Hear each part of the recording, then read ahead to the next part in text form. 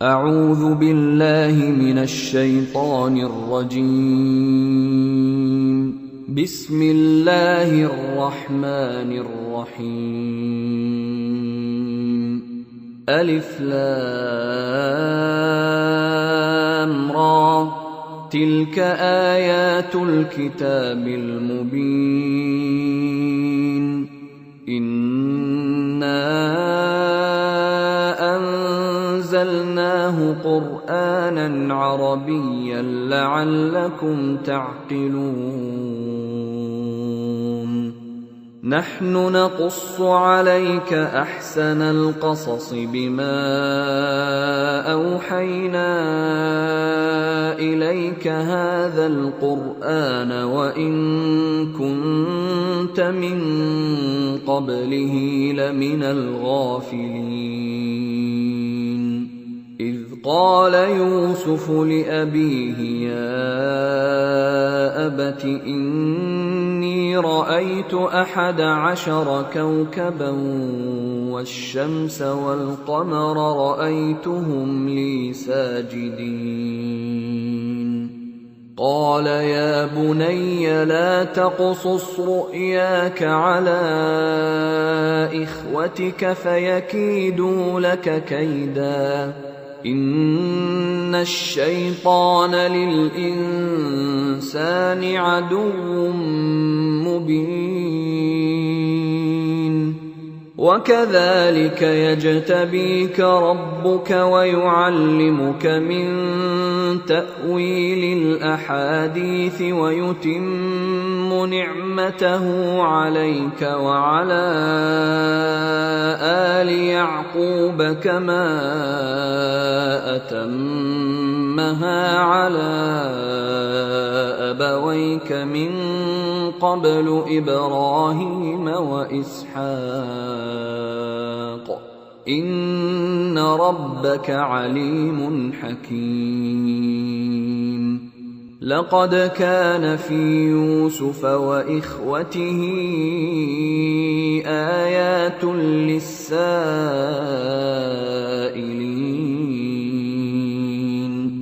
إذ قالوا ليوسف وأخوه أحب إلى أبينا منا ونحن عصبة إن أبانا لفي ضلال مبين. اقتلوا يوسف أو اطرحوه أرضا يخل لكم وجه أبيكم وتكونوا من بعده قوما صالحين.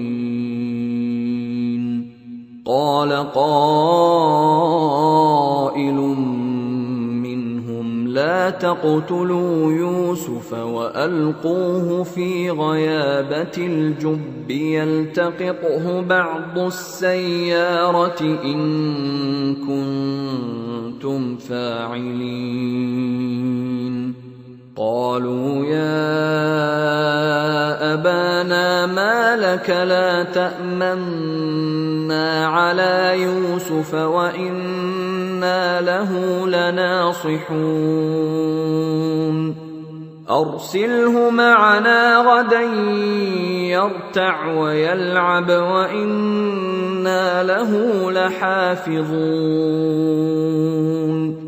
قال إني ليحزنني أن تذهبوا به وأخاف أن يأكله الذئب وأنتم عنه غافلون. قالوا لئن أكله الذئب ونحن عصبة إنا إذا لخاسرون. فلما ذهبوا به وأجمعوا أن يجعلوه في غيابة الجب وأوحينا إليه لتنبئنهم بأمرهم هذا وهم لا يشعرون وجاءوا أباهم عشاء يبكون قالوا يا أبانا إنا ذهبنا نستبق وتركنا يوسف عند متاعنا فأكله الذئب وما أنت بمؤمن لنا ولو كنا صادقين وجاءوا على قميصه بدم كذب قال بل سولت لكم أنفسكم أمرا فصبر جميل والله المستعان على ما تصفون وجاءت سيارة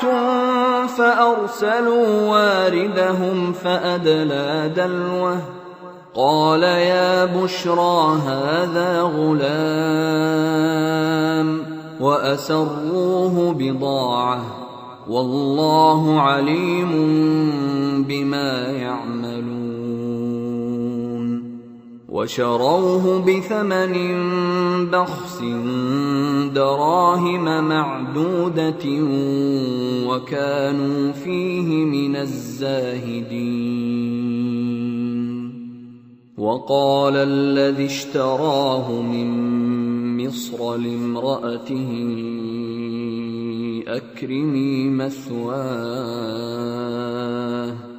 أكرمي مثواه عسى أن ينفعنا أو نتخذه ولدا وكذلك مكنا ليوسف في الأرض ولنعلمه من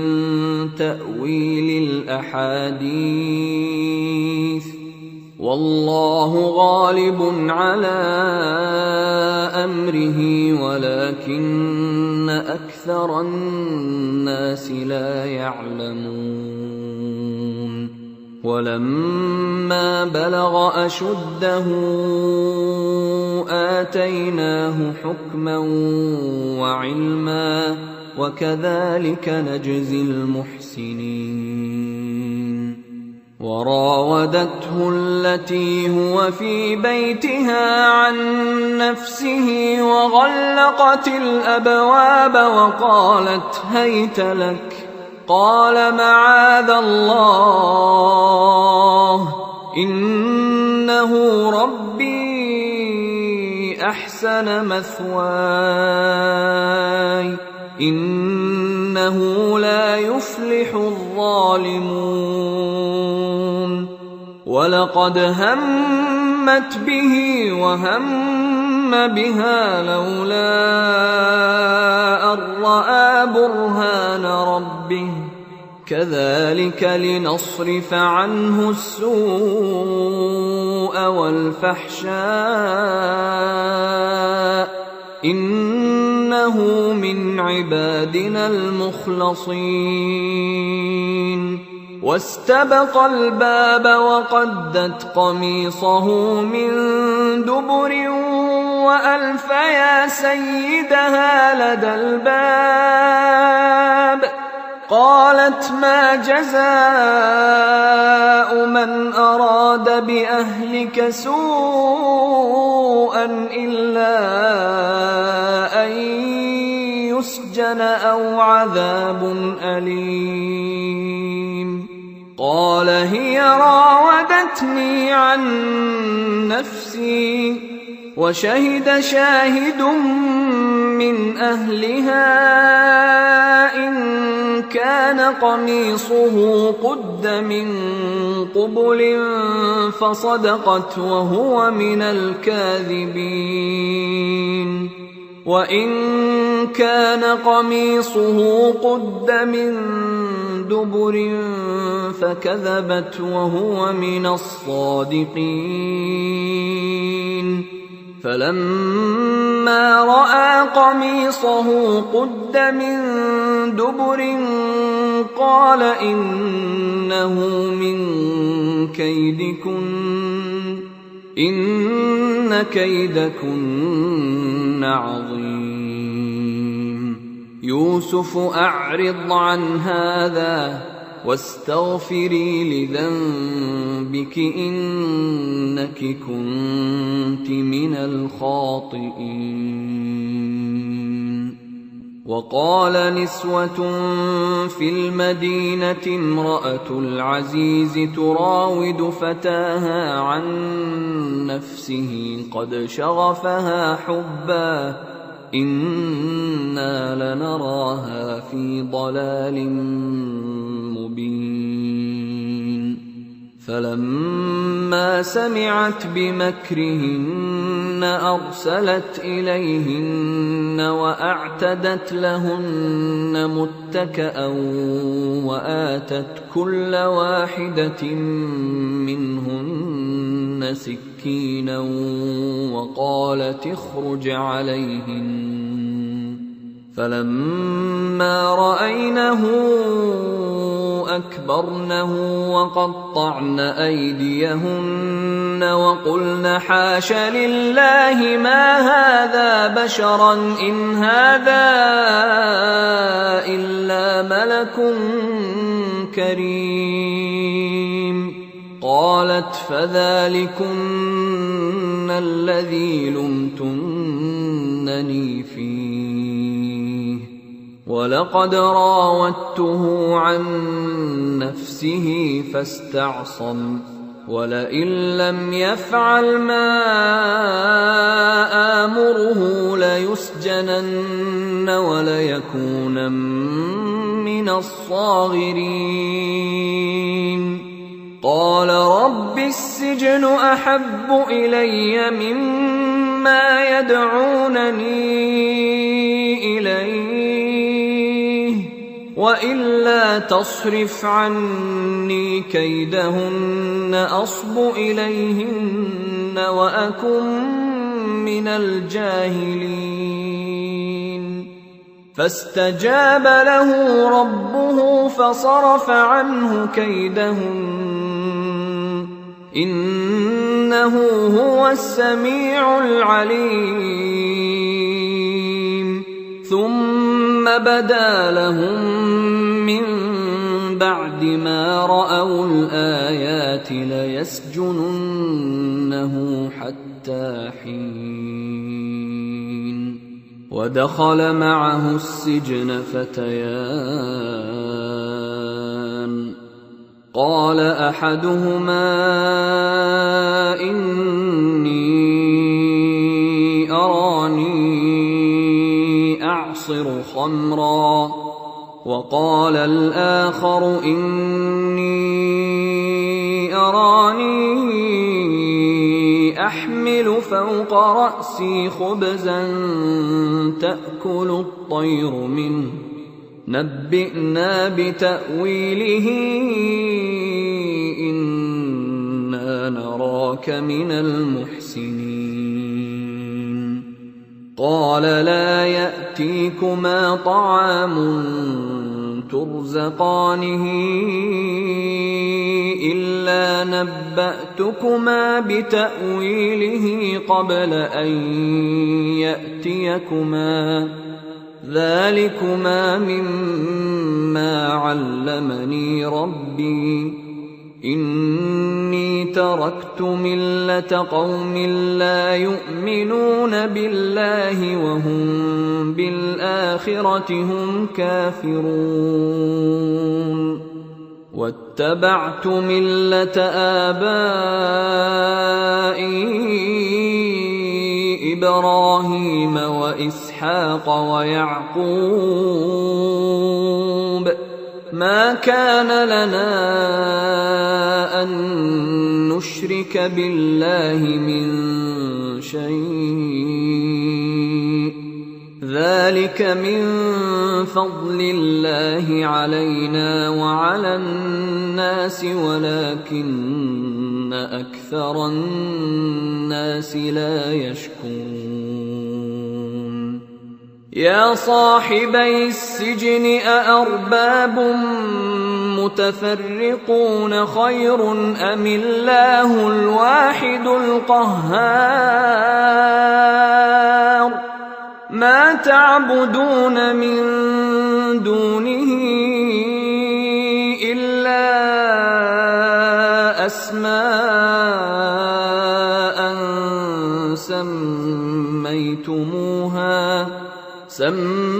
سميتموها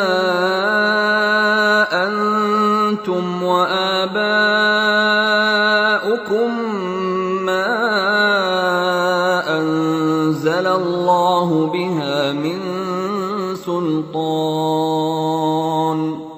إن الحكم إلا لله أمر ألا تعبدوا إلا إياه ذلك الدين القيم ولكن أكثر الناس لا يعلمون يا صاحبي السجن أما أحدكما فيسقي ربه خمرا وأما الآخر فيصلب فتأكل الطير من رأسه قضي الأمر الذي فيه تستفتيان وقال للذي ظن أنه ناج منهما اذكرني عند ربك فأنساه الشيطان ذكر ربه فلبث في السجن بضع سنين وقال الملك إني أرى 7 بقرات سمان يأكلهن 7 عجاف و7 سنبلات خضر وأخر يابسات يا أيها الملأ أفتوني في رؤياي إن كنتم للرؤيا تعبرون قالوا أضغاث أحلام وما نحن بتأويل الأحلام بعالمين وقال الذي نجا منهما وادكر بعد أمة أنا أنبئكم بتأويله فأرسلون يوسف أيها الصديق أفتنا في 7 بقرات سمان يأكلهن 7 عجاف و7 سنبلات خضر وأخر يابسات لعلي أرجع إلى الناس لعلهم يعلمون قال تزرعون 7 سنين دأبا فما حصدتم فذروه في سنبله إلا قليلا مما تأكلون ثم يأتي من بعد ذلك 7 شداد يأكلن ما قدمتم لهن إلا قليلا مما تحصنون ثم يأتي من بعد ذلك عام فيه يغاث الناس وفيه يعصرون وقال الملك ائتوني به فلما جاءه الرسول قال ارجع إلى ربك فاسأله ما بال النسوة اللاتي قطعن أيديهن إن ربي بكيدهن عليم. قال ما خطبكن إذ راوتن يوسف عن نفسه قلن حاش لله ما علمنا عليه من سوء. قالت امرأة العزيز الآن حصحص الحق أنا راودته عن نفسه وإنه لمن الصادقين. ذلك ليعلم أني لم أخنه بالغيب وأن الله لا يهدي كيد الخائنين. وما أبرئ نفسي إن النفس لأمارة بالسوء إلا ما رحم ربي إن ربي غفور رحيم. وقال الملك ائتوني به أستخلصه لنفسي فلما كلمه قال إنك اليوم لدينا مكين أمين. قال اجعلني على خزائن الأرض إني حفيظ عليم. وكذلك مكنا ليوسف في الأرض يتبوأ منها حيث يشاء نصيب برحمتنا من نشاء ولا نضيع أجر المحسنين. ولأجر الآخرة خير للذين آمنوا وكانوا يتقون. وجاء إخوة يوسف فدخلوا عليه فعرفهم وهم له منكرون. ولما جهزهم بجهازهم قال ائتوني بأخ لكم من أبيكم ألا ترون أني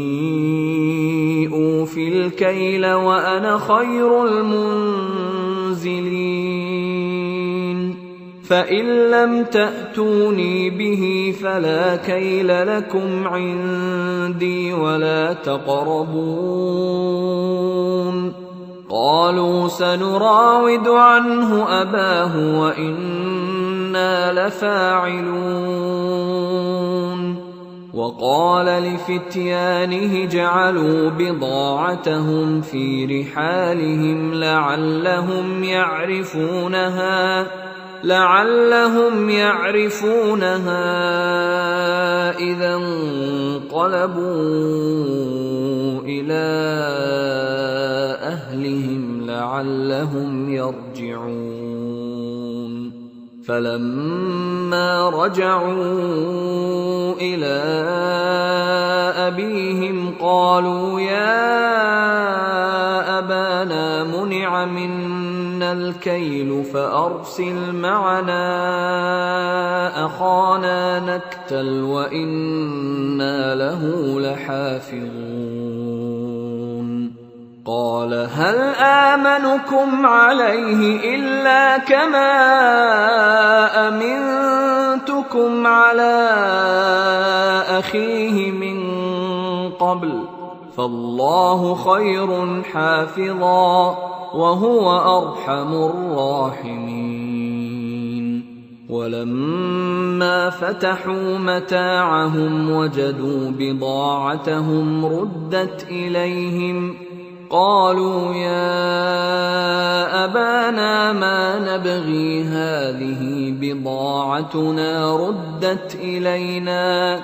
ونمير أهلنا ونحفظ أخانا ونزداد كيل بعير ذلك كيل يسير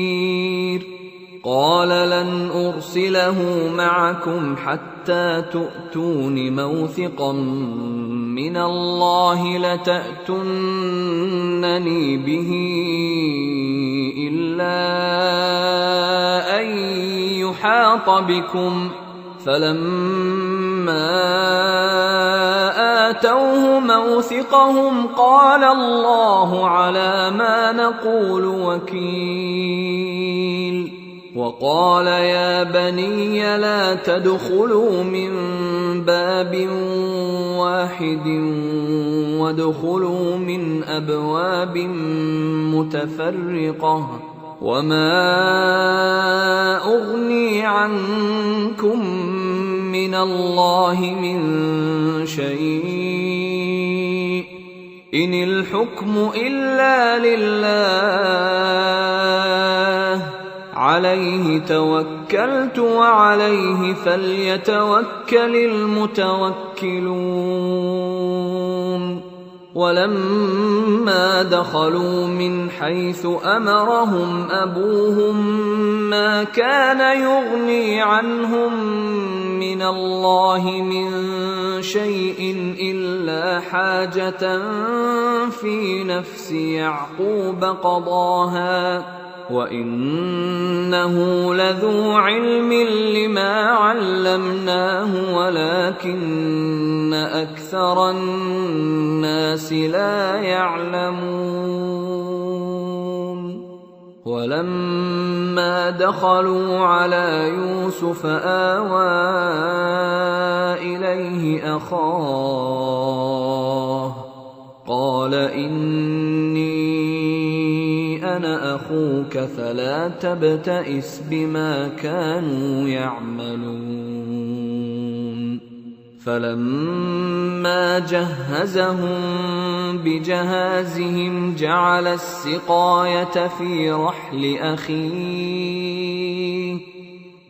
السقاية في رحل أخيه ثم أذن مؤذن أيتها العير إنكم لسارقون قالوا وأقبلوا عليهم ماذا تفقدون قالوا نفقد صواع الملك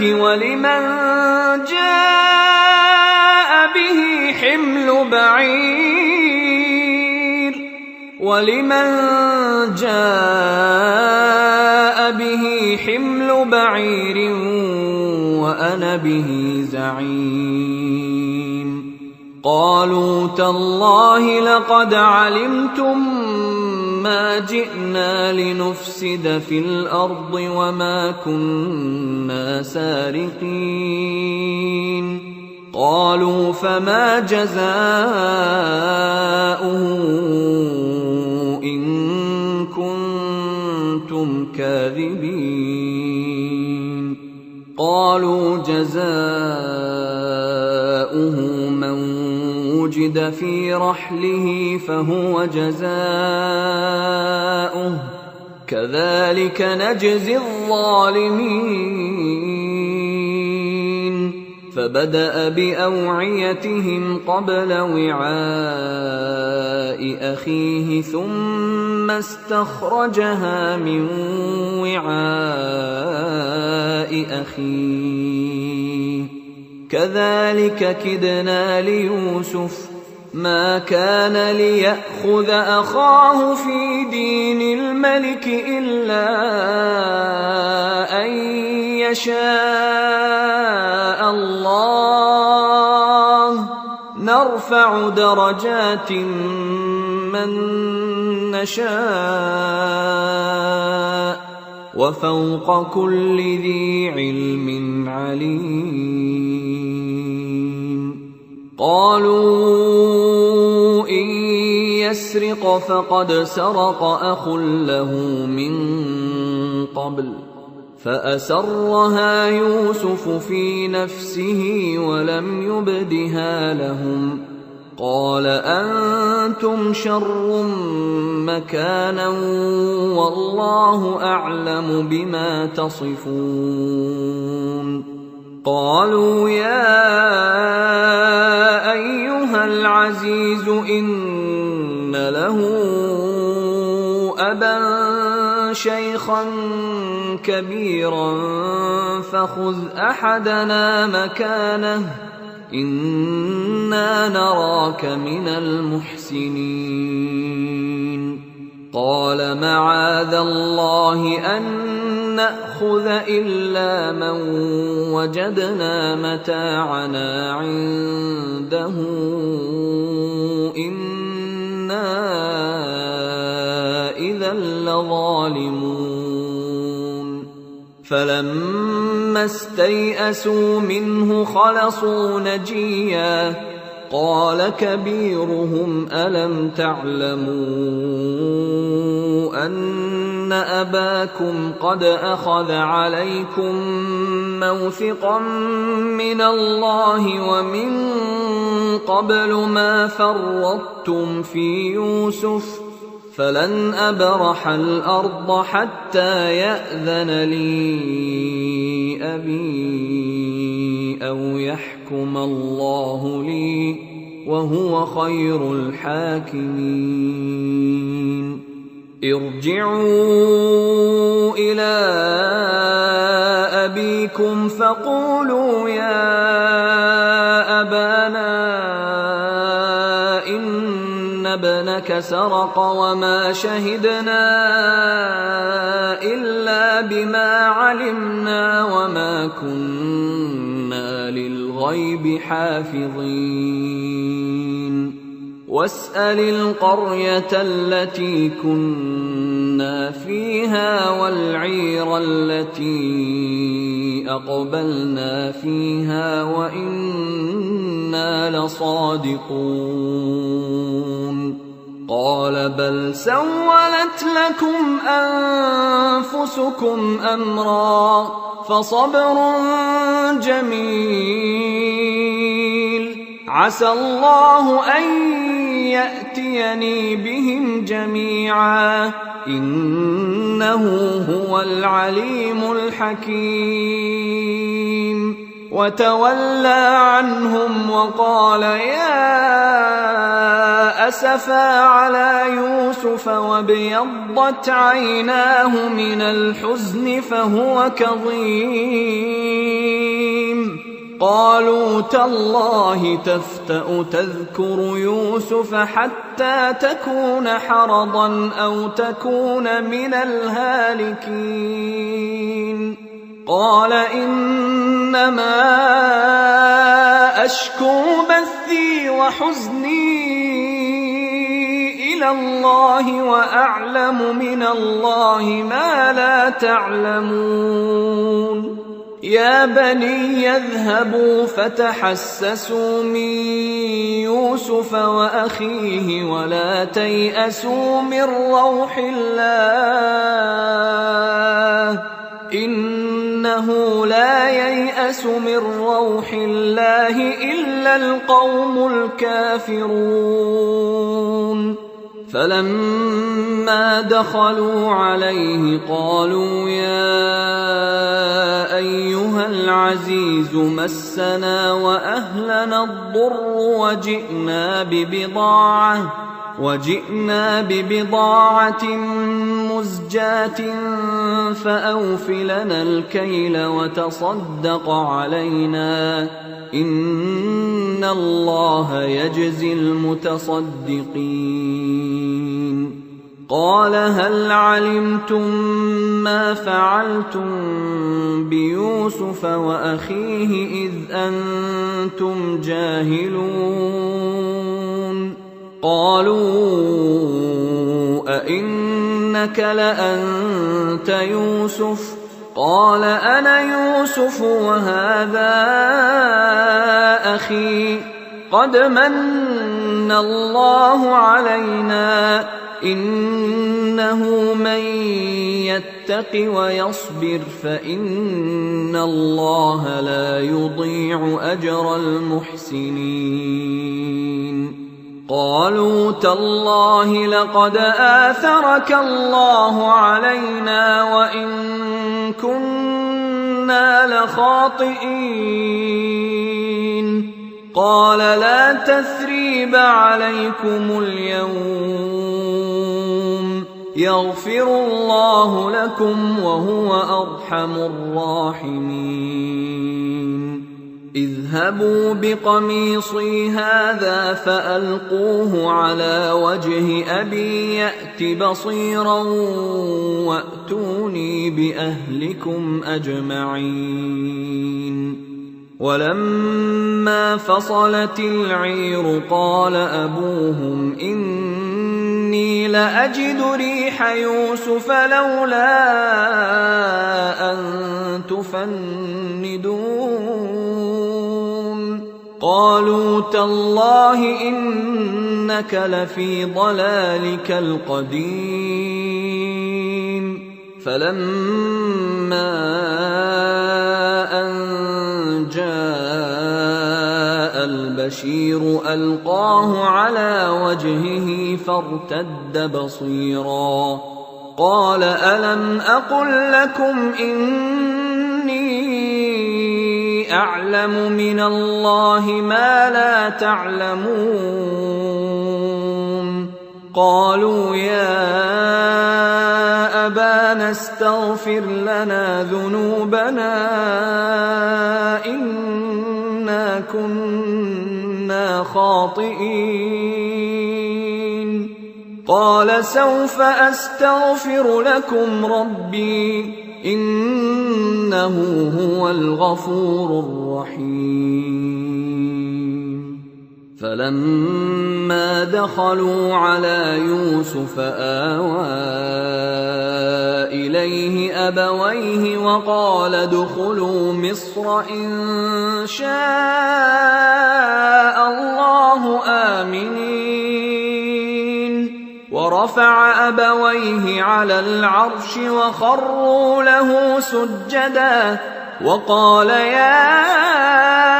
أبت هذا تأويل رؤياي من قبل قد جعلها ربي حقا وقد أحسن بي إذ أخرجني من السجن وجاء بكم من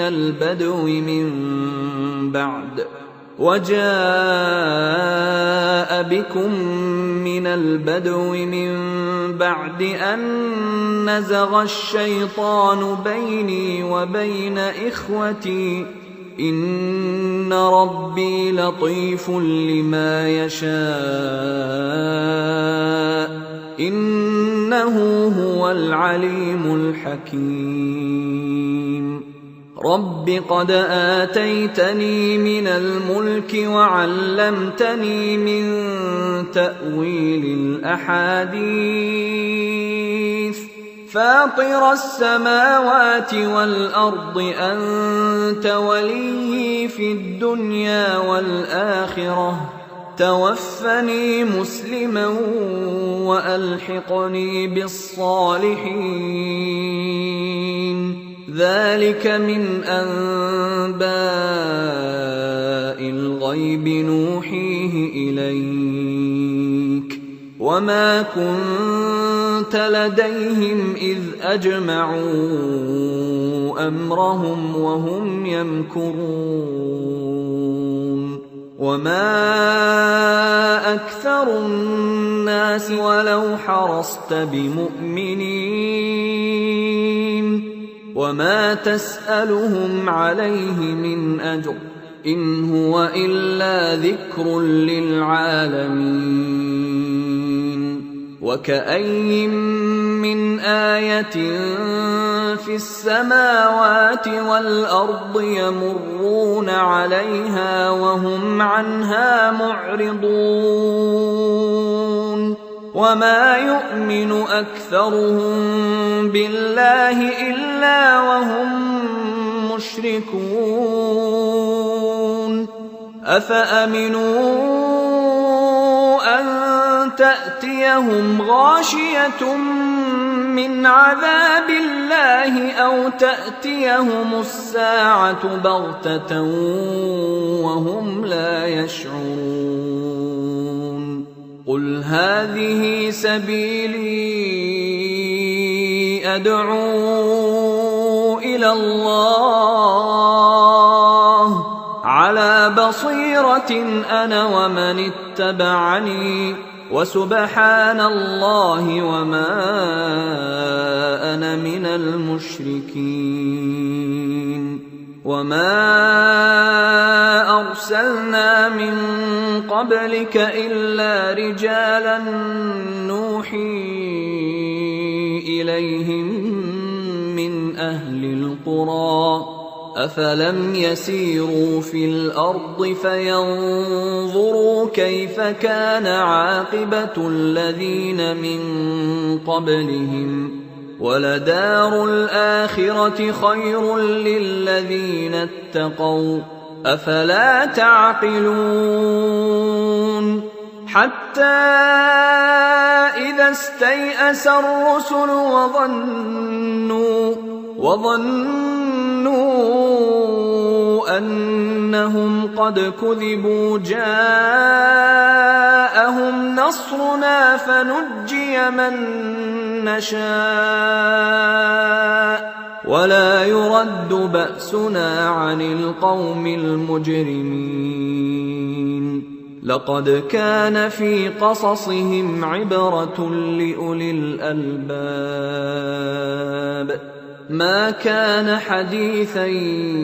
يفترى ولكن تصديق الذي بين يديه وتفصيل كل شيء وهدى ورحمة لقوم يؤمنون